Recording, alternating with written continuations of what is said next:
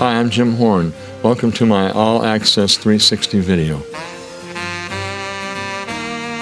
Well, I started playing when I was 12 years old, and I played piano and trumpet first, and then when I reached 12 years old, I started on saxophone. I couldn't quite make up my mind, and it was more fun to play saxophone. And I ended up playing for the high school dances, you know, in school, and then a lot of other church dances, just a lot of different functions, you know, with my little band.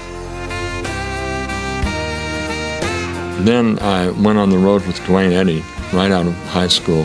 He was responsible for getting me into the studios in Los Angeles.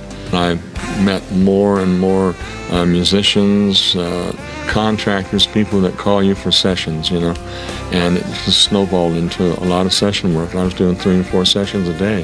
Then I started playing more instruments, the clarinet, flute, and oboe, English horn.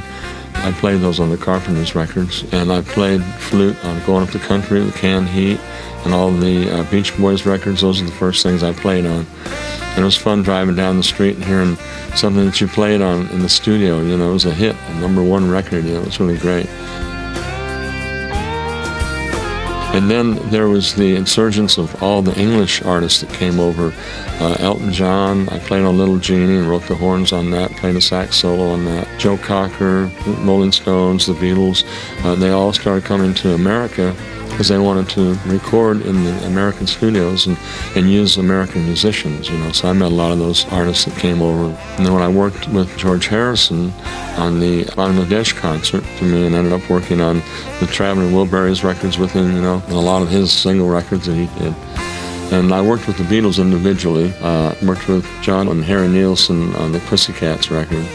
And I worked with Ringo on 2 or 3 of his albums in Los Angeles. George, I worked on, probably 7 or 8 records with him. Touring with George was really great because he had Ravi Shankar and his full orchestra of Indian musicians.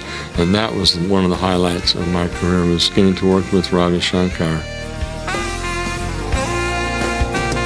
You know, there have been so many people that I've worked with.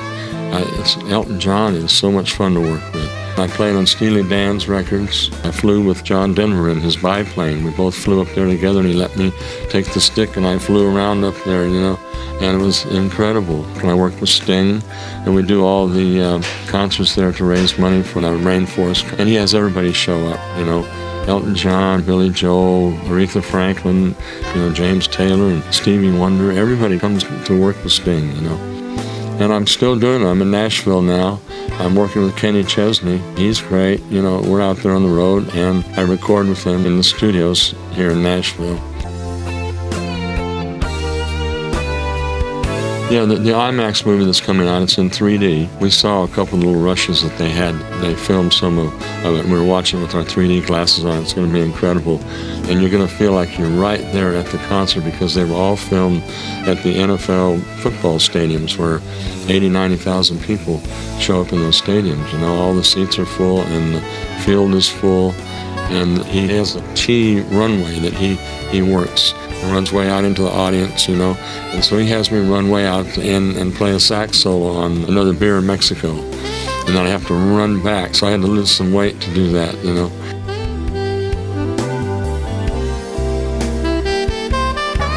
Well, the first Yamaha instrument I got was the baritone, because I played a lot of baritone in Los Angeles on a lot of records, and I still do here.